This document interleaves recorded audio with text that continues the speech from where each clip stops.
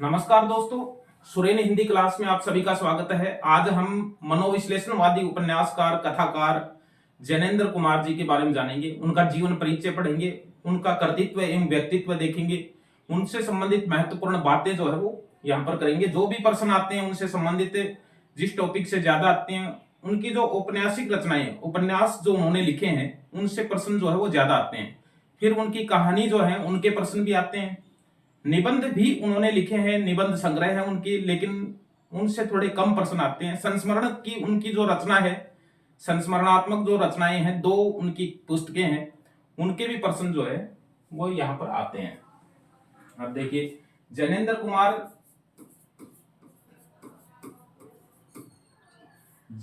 कुमार पहले इनके जन्म के बारे में जान लेते हैं। इनका जन्म 2 जनवरी 1905 ईस्वी को हुआ था। कहां हुआ था ये भी यहीं पर लिख देते हैं। वो कोड़ियागंज ग्राम में हुआ था। कोड़ियागंज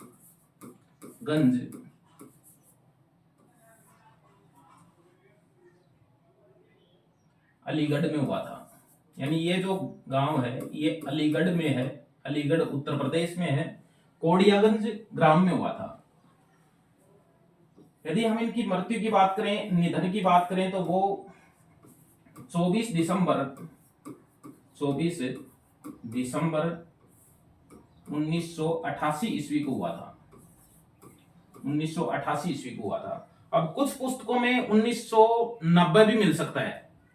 यदि आपकी पाठ्य पुस्तक है, यदि 10वीं 12वीं 11वीं क्लास की पाठ्य पुस्तक है और उसमें से यदि हमारे प्रश्न, उस परीक्षा में प्रश्न आते हैं, तो हमें उसमें जो लिखा है वो ही करना है। अन्यथा 24 दिसंबर 1988 को इनका निधन जो है वो हो गया था। 1990 कुछ पुस्तकों में जो है वो मिलता है। हम बात करें इनका मूल नाम या बचपन का नाम भी कह सकते हैं। मूल नाम इनका आनंदीलाल था। आनंदीलाल इनका मूल नाम था। साहित्यिक नाम जैनेंद्र कुमार था। जैनेंद्र कुमार जी जो है ये मनोविश्लेषणात्मक कथाकार थे। ये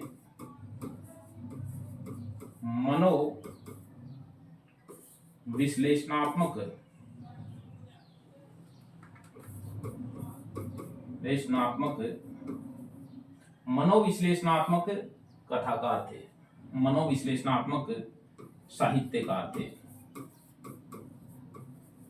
साहित्यकार थे।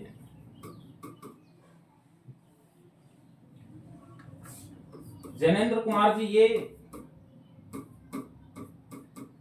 गांधीवादी विचारक थे। अब देखिए, कथाकार होना अलग चीज है, विचारक होना अलग चीज है। विचारक का मतलब है इनके जो चिंतन पर निबंध इन्होंने जो लिखे हैं उनमें गांधीवादी विचारधारा है, लेकिन इन्होंने जो कथाएं लिखी हैं, कहानियां लिखी हैं, उपन्यास लिखे हैं, कथा साहित्य इनका जो है वो मनोविश्लेषण के ऊपर आधारित है, मनोविज्ञान के ऊपर आधारित है। हिंदी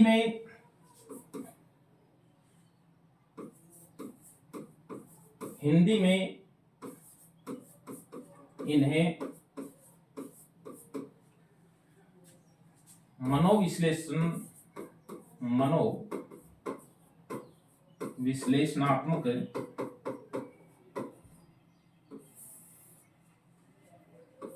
या मनोवैज्ञानिक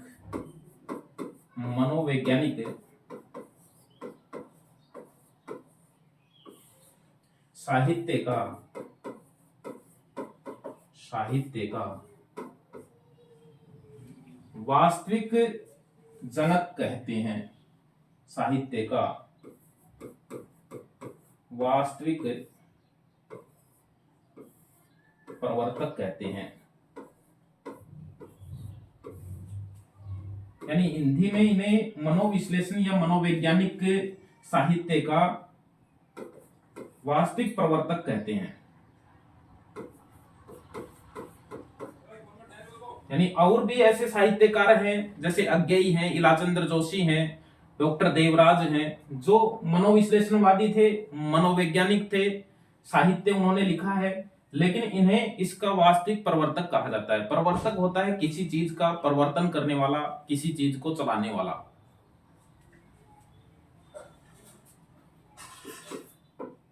अब देखिए जैनेन्द्र जी ने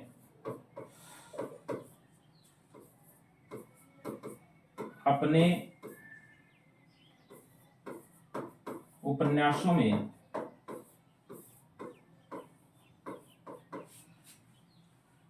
स्त्री उत्पीड़न, त्रिकोणीय प्रेम,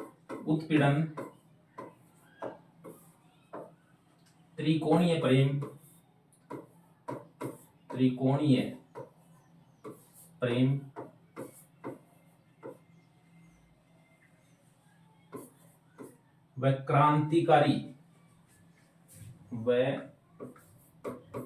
क्रांतिकारी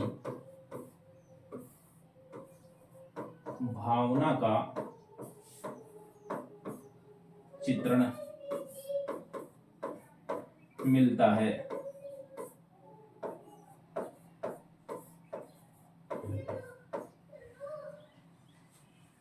या क्रांतिकारी भावना का चित्रण इन्होंने किया है। यानी जैनेन्द्र जी ने अपने उपन्यासों में स्त्री उत्पीड़न, त्रिकोणीय प्रेम व क्रांतिकारी भावना का चित्रण किया है। ये लिख सकते हैं हम, चित्रण किया है।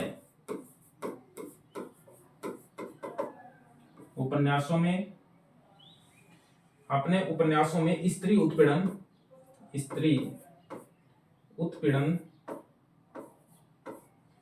त्रिकोणीय प्रेम व क्रांतिकारी भावना का चित्रण इन्होंने किया है। ये हमें ध्यान में रखना है, ये इनकी एक विशेषता है।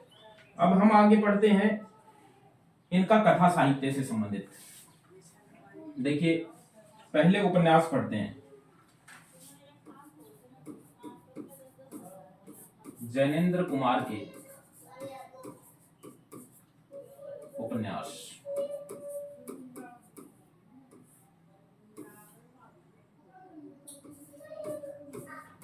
परख। यदि हम इनके प्रथम उपन्यास की बात करें तो परख इनका प्रथम उपन्यास है, 1929 ईस्वी में प्रकाशित हुआ था। और साथ ही ये चर्चा कर लेते हैं कि परख जो है इसमें सत्यधन, कट्टो, गरिमा व बिहारी ये पात्र हैं। और इस उपन्यास में हम ये भी बात कर लेते हैं कि इसमें त्रिकोणीय प्रेम है, त्रिकोणीय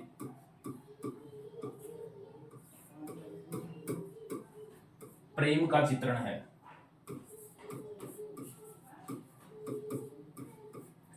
इसमें सत्यधन, कट्टो, गरिमा और बिहारी त्रिकोणीय प्रेम का चित्रण है। ये इसके पात्र हैं।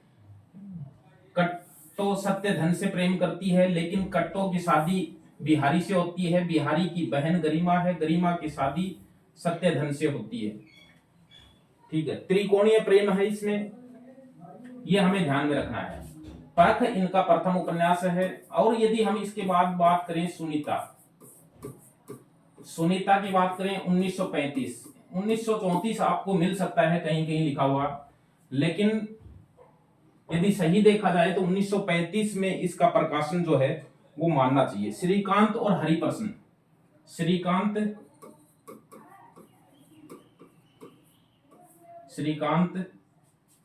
हरिप्रसन्न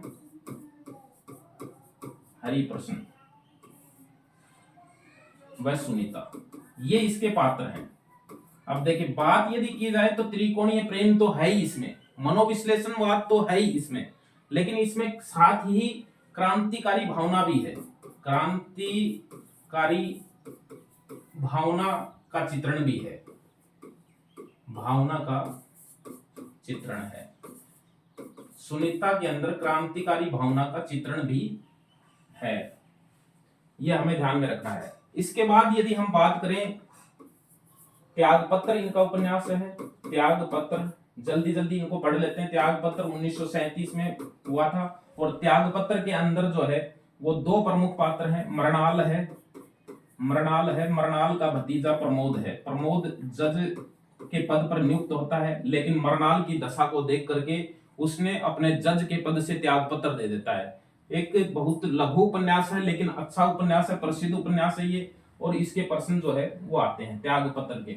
37 में प्रकाशित हुआ था, ध्यान में रखना। मरनाल एक स्त्री है, और मरनाल जो है वो प्रमोद की भुआ है।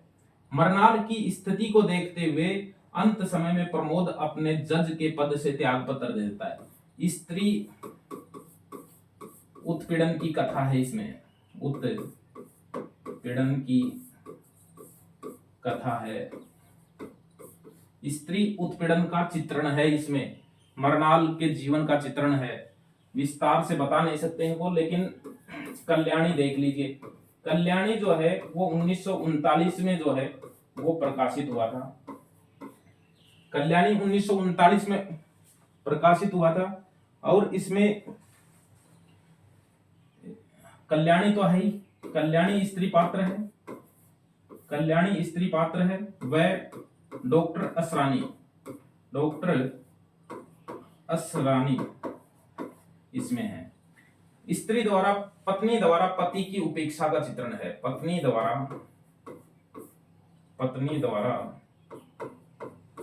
पति की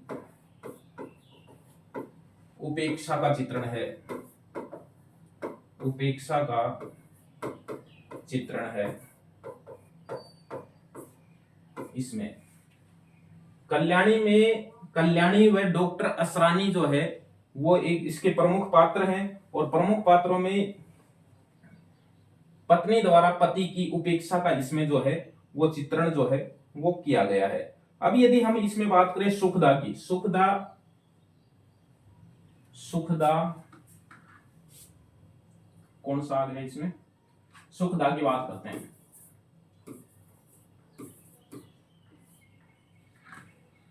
सुखदा की बात करते हैं, ये सुखदा इनका 5वां उपन्यास है। सुखदा 1952 में प्रकाशित हुआ था, और इसमें सुखदा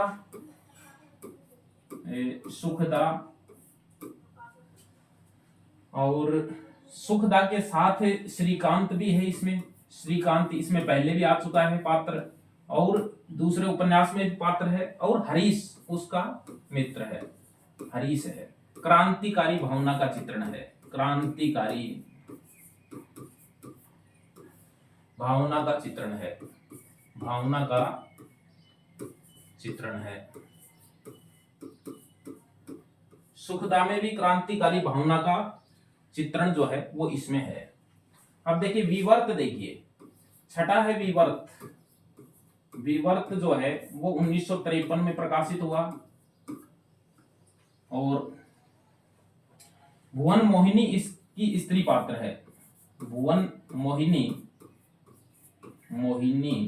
स्त्री पात्र है, और जितेन जो है वो पुलिस पात्र नायक है। भुवन मोहिनी जो है वो इसमें स्त्री पात्र है, लेकिन जितेन इनके प्रेम कहानी है, लेकिन असफल प्रेम की कहानी है, असफल प्रेम की कहानी है, प्रेम की कहानी इसमें है। ये हमें ध्यान में रखना है, यानी इनकी जो कथा वस्तु है वो हमें बिल्कुल ध्यान में रखनी है। यदि विवर्त के बाद में व्यतीत जो है ये भी 1953 में ही जो है वो प्रकाशित हुआ था। जयंत और अनीता की कहानी है व्यतीत 1953 में प्रकाशित हुआ है, और इसमें व्यतीत में जयंत व अनीता की कथा है। ये आत्मकथात्मक शैली में लिखा गया है, आत्मकथात्मक शैली में लिखा गया है। व्यतीत जो है वो आत्मकथात्मक शैली में लिखा गया है, शैली में लिखा गया है, लिखा गया उपन्यास है। 1953 में ये प्रकाशित हुआ था। इसके बाद यदि हम बात करें जयवर्धन की, इलाव और जयवर्धन 56 में, जयवर्धन की हम बात करें, जयवर्धन जो है ये 1956 में प्रकाशित हुआ था और इसमें स्त्री पात्र इला है और पुरुष पात्र जो है वह जयवर्धन है। जयवर्धन इसमें पुरुष पात्र है और इसमें इला के माध्यम से, अब देखिए इसमें इला के माध्यम से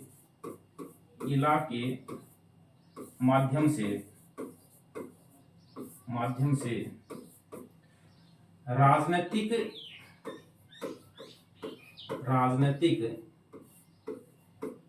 व व्यक्तिगत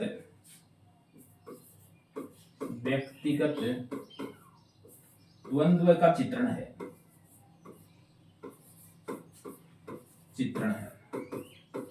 ये हमें ध्यान में रखना है जयवर्धन में। अब ये भी हमें ध्यान में रखना है कि देखो जैसे सुखदा है, कल्याणी है, सुनीता है, स्त्री पात्र के नाम के ऊपर शीर्षक है, लेकिन जयवर्धन का नाम पुरुष पात्र के यानी नायक के शीर्षक के ऊपर जो है वो इसका उपन्यास का शीर्षक जो है वो इसमें लिखा हुआ है। अब देखिए इनका जो 9 नंबर का उपन्यास है मुक्तिबोध 1965 में, मुक्तिबोध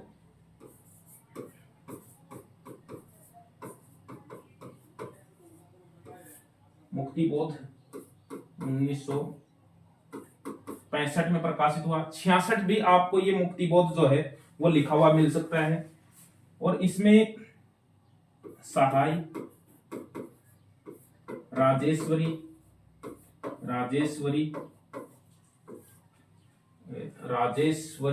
और नीलिमा की कहानी है। अब देखिए इसमें क्या होता है, इसमें सहाय जो है इसकी पत्नी है राजेश्वरी, ये तो है पत्नी, और नीलिमा जो है ये है इसकी सहाय की प्रेमिका।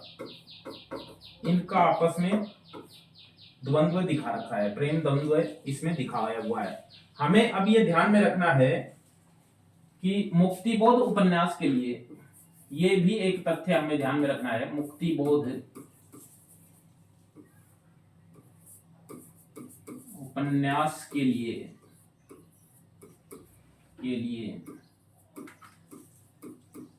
इन्हें 1966 ईस्वी में साहित्य अकादमी पुरस्कार मिला था।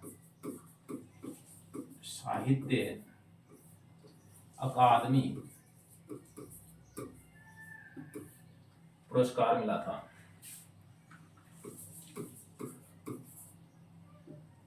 साहित्य अकादमी पुरस्कार मिला था।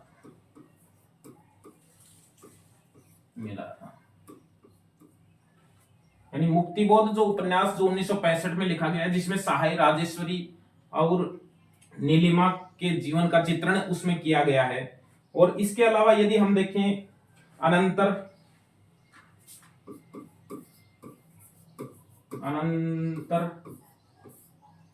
1968, फिर हम देखें अनंतर की अपराजिता,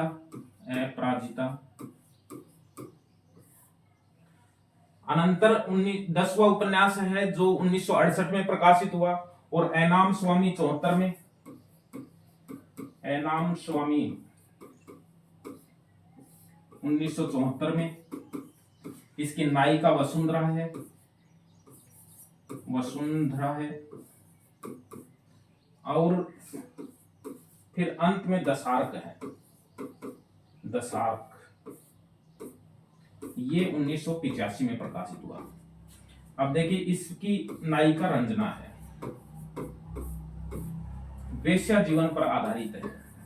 वेश्या जीवन पर आधारित रचना है,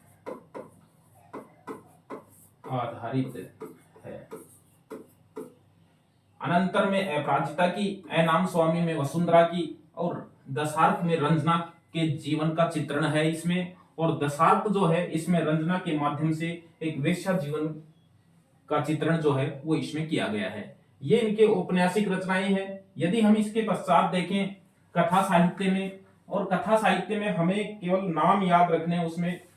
देखिए कथा साहित्य, कथा साहित्य, कथा साहित्य की यदि हम बात करें तो खेल इनकी प्रथम कहानी है, ये याद रखना है। इनकी प्रथम कहानी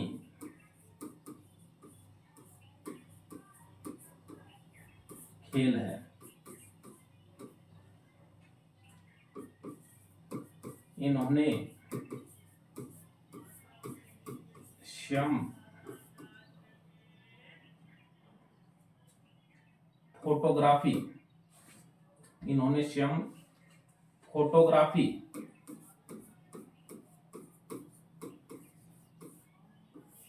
कहानी को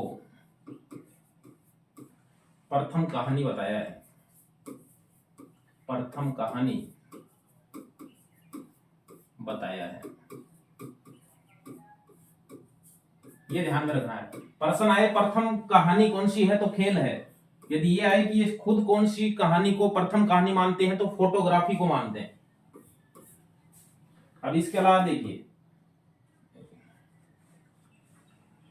इनकी जो कहानी संग्रह है, यदि हम उनकी बात करें तो फांसी 1929 में, ये देखिए फांसी है, वातायन है,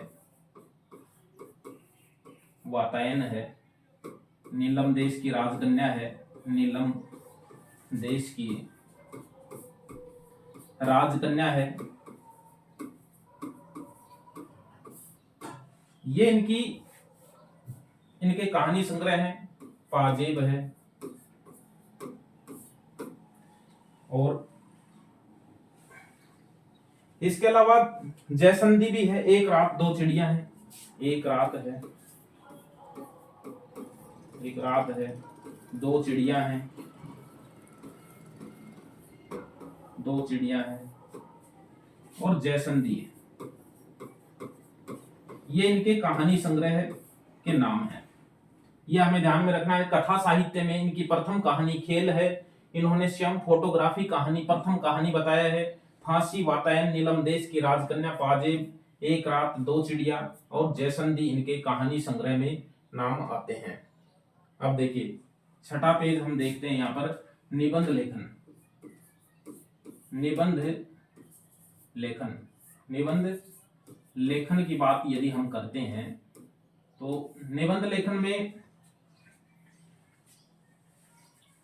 जड़ की बात, जड़ की बात, प्रस्तुत मन, प्रस्तुत मन, पूर्वोदय, मंथन,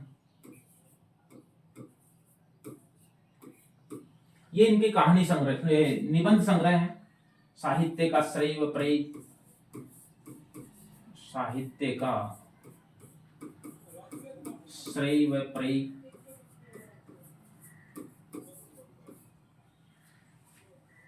साहित्य का श्रेय व प्रेय, ये इनके कुछ निबंध संग्रह हैं जिनके प्रश्न जो है वो ज्यादातर इसमें पूछे जाते हैं।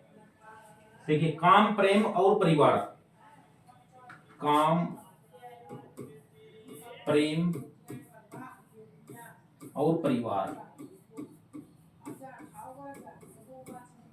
परिवार, समय और हम, समय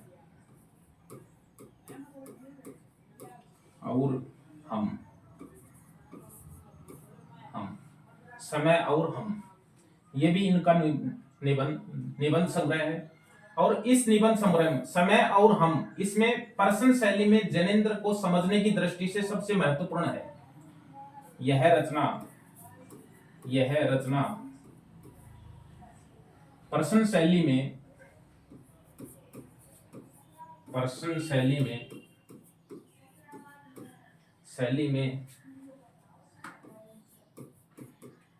जैनेन्द्र को समझने की दृष्टि से, जैनेन्द्र को समझने की दृष्टि से, समझने की दृष्टि से महत्वपूर्ण है।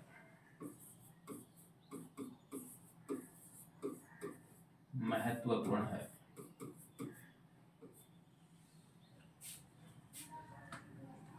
संस्मरण रचना, संस्मरण रचना। अब देखिए, यदि हम संस्मरणात्मक रचनाओं की बात करें तो ये और वे, ये और वे, ये और वही। इसके अलावा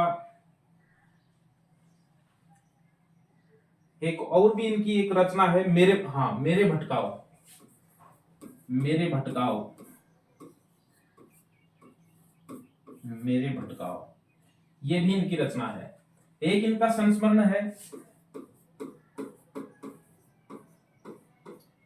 इन्होंने मैथिली शरण गुप्त पे, जयशंकर प्रसाद पे, प्रेमचंद पे, रविंद्रनाथ टैगोर पे, इन पे लिखे हुए उपन्यास इनमें प्रकाशित हैं। इनका एक संस्मरण है कि जैनेन्द्र कुमार की मौत पर, जिसका नाम है जैनेन्द्र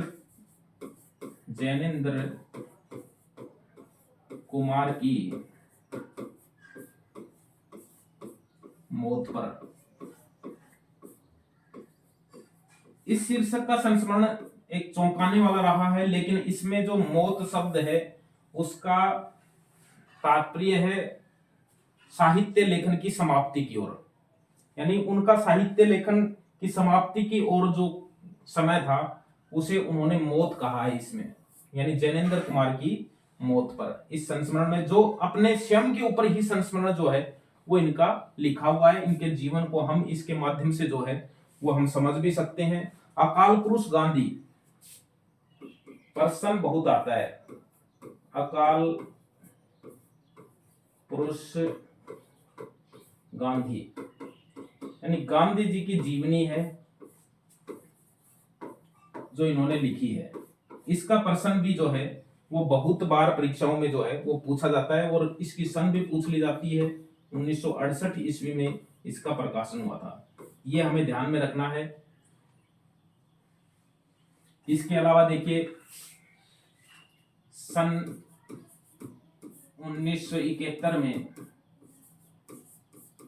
पद्म भूषण मिला, पद्म भूषण मिला। सन 1966 में साहित्य अकादमी पुरस्कार मिला, साहित्य अकादमी पुरस्कार मिला।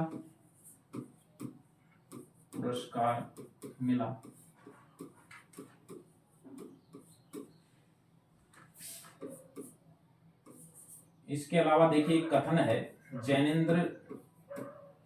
जैनेन्द्र ने मानव जीवन दर्शन, जैनेन्द्र मानव जीवन दर्शन ने नहीं है, जैनेन्द्र मानव जीवन दर्शन के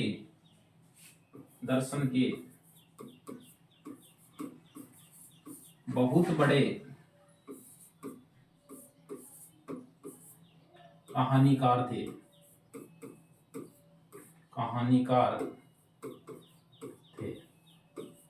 ये कथन किसका? ये कथन है लक्ष्मी नारायण लाल का, लक्ष्मी नारायण लाल का। यानी लक्ष्मी नारायण लाल जी ये कहते हैं कि जैनेन्द्र मानव जीवन दर्शन के बहुत बड़े कहानीकार थे। ये कथन का प्रश्न भी जो है वो आ सकता है। अब देखिए, हम बिल्कुल छोटा सा रिवीजन करते हैं। जैनेन्द्र कुमार 2 जनवरी 1905 को कोडियागंज अलीगढ़ में जन्म हुआ था और 24 दिसंबर 1988 को इनका निधन हुआ था। कुछ किताबों में 1990 भी मिला होता है।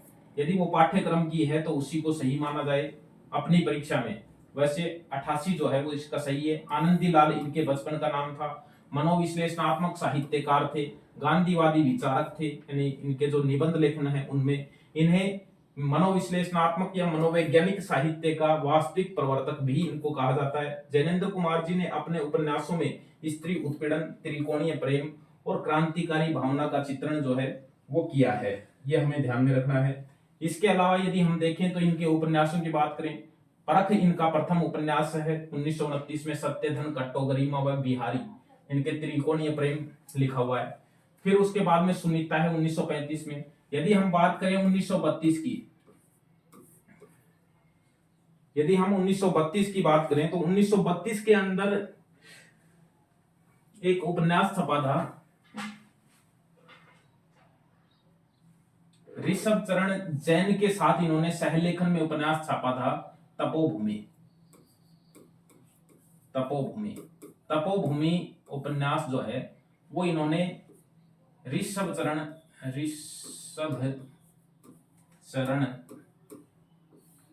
जैन के साथ लिखा था, यानी सहलेखन में लिखा था। तपोभूमि 1932 में इनका एक उपन्यास प्रकाशित हुआ, जो अकेले ने नहीं बल्कि ऋषभ चरण जैन उनके साथ सहलेखक थे। सुनीता 1935 में श्रीकांत, हरिप्रसन्न और सुनीता तीनों की कहानी है, क्रांतिकारी भावना का चित्रण है। त्रिकोणीय प्रेम तो इनका लगभग उपन्यासों में है। त्यागपत्र 1937 में है, जिसमें की प्रेम कहानी वैसे नहीं है। मरणाल और प्रमोद दोनों बुआ भतीजे हैं और प्रमोद जज के पद से अंत में अपनी बुआ की दुर्दशा को देखते हुए जो है वो त्याग पत्र दे देता है। स्त्री उत्पीड़न की कथा है इसके अंदर। कल्याणी 39 में प्रकाशित, कल्याणी व डॉक्टर असरानी के जीवन की इसमें कथा दे रखी है। यदि हम बात करें सुखदा की, सुखदा 1952 में प्रकाशित हुआ। जैनेन्द्र के उपन्यासों का यदि क्रम लगाना हो तो हमें ये ध्यान में रखना है कि 1940 और 50 के बीच में इनकी कोई उपन्यास प्रकाशित नहीं हुए। 1940 और 50 के बीच में कोई उपन्यास इनके प्रकाशित नहीं हुए। 1952 में सुखदा, श्रीकांत और हरीश की कहानी है, क्रांतिकारी भावना का इसमें चित्रण है। विवर्त 53 में हुआ, व्यतीत भी 53 में हुआ, जयवर्धन 1956 में हुआ और मुक्तिबोध 1965 में हुआ। आपको 1966 भी ये मिल सकता है, लेकिन इनको 1966 में फिर साहित्य अकादमी जो है वो पुरस्कार मिल गया था। मुक्तिबोध को 1900 उपन्यास के लिए 1966 में साहित्य अकादमी पुरस्कार जो है वो मिला था। अनंतर 1968 में प्रकाशित उपन्यास जिसमें अपराजिता के जीवन का चित्रण है, एनाम स्वामी में 1974 में वसुंधरा के जीवन का चित्रण है और दशार्क में रंजना के जीवन का चित्रण है, जो 1985 में उनका अंतिम उपन्यास। और यह उपन्यास जो है वो वेश्या जीवन के ऊपर आधारित है, ये भी हमें ध्यान में रखना है। कथा साहित्य की बात करें तो प्रथम खेल कहानी, खेल नाम की कहानी को प्रथम इनकी कहानी माना जाता है, लेकिन इन्होंने खुद ने फोटोग्राफी कहानी को अपनी प्रथम कहानी जो है वो कहा है। फांसी, वातायन, नीलम देश की राजकन्या, पाजेब, एक रात, दो चिड़िया, जैसंधी, ये इनके कहानी संग्रह की किताबें हैं। ये कहानी संग्रह की किताबें हैं, ये हमें ध्यान में रखना है। और ये प्रश्न जो है वो इनके आते हैं। अब देखिए इसमें निबंध लेखन में जड़ की बात, प्रस्तुत, मन, पूर्वोदय, मंथन, साहित्य का श्रेय, प्रेय, काम, प्रेम और परिवार, समय और हम। समय और हम जो इनका निबंध संग्रह है, यह रचना प्रश्न शैली में जैनेन्द्र को समझने की दृष्टि से बहुत ही महत्वपूर्ण रचना है। समय और हम, इनकी संस्मरणात्मक रचनाओं की यदि हम बात करें तो ये और वे इसमें जयशंकर प्रसाद, मैथिली शरण गुप्त, प्रेमचंद, रविंद्रनाथ टैगोर और भी बहुत से साहित्यकारों के संस्मरण इसमें दिए गए हैं। मेरे भटकाव जो रचना है इनकी, उसमें भी इनके संस्मरण जो है वो लिखे हुए हैं। इनका एक संस्मरण चौंकाने वाले शीर्षक का है, जिसका नाम था जैनेन्द्र कुमार की मौत पर। तो इसमें मौत शब्द का तात्पर्य है कि इन्होंने अपना स्वयं का ही संस्मरण लिखा है और मौत का मतलब है साहित्य लेखन की समाप्ति की ओर। अकाल पुरुष गांधी, इनकी रचना का नाम बहुत आता है क्योंकि ये गांधी की जीवनी के रूप में है। 1968 में ये प्रकाशित हुई, क्योंकि इसका रचना काल भी जो है वो पूछ लिया जाता है। अब हम बात करें कि 1971 में इन्हें पद्म भूषण मिला था, 66 में साहित्य अकादमी मिला था। और यदि पुरस्कारों की बात करें तो इनको 1982 में भारत भारती भी मिला था। भारत भारती पुरस्कार ये दूसरा था, पहला महादेवी वर्मा को मिला था 1981 में। 1981 में पहला भारत भारती जो है वो महादेव वर्मा को मिला था और 1982 में दूसरा भारत भारती पुरस्कार जो है वो जैनेन्द्र कुमार को मिला था। ये 81 में ही शुरू हुआ था और उत्तर प्रदेश हिंदी संस्थान द्वारा दिए जाने वाला सबसे बड़ा पुरस्कार है। वर्तमान में राशि 5 लाख रुपए मिलती है भारत भारती में, और उस जिस साहित्यकार को मिलता है उसके पर्सन जो है वो लगभग परीक्षाओं में आते हैं। जैनेन्द्र कुमार से संबंधित एक कथन है जो लक्ष्मी नारायण लाल ने लिखा है कि जैनेन्द्र मानव जीवन दर्शन का बहुत बड़ा कहानीकार था या कहानीकार थे। तो ये हमें छोटा सा इनका परिचय है, हमें ध्यान में रखना है। धन्यवाद, फिर मिलेंगे अच्छे बिंदु के साथ, तब तक के लिए बाय।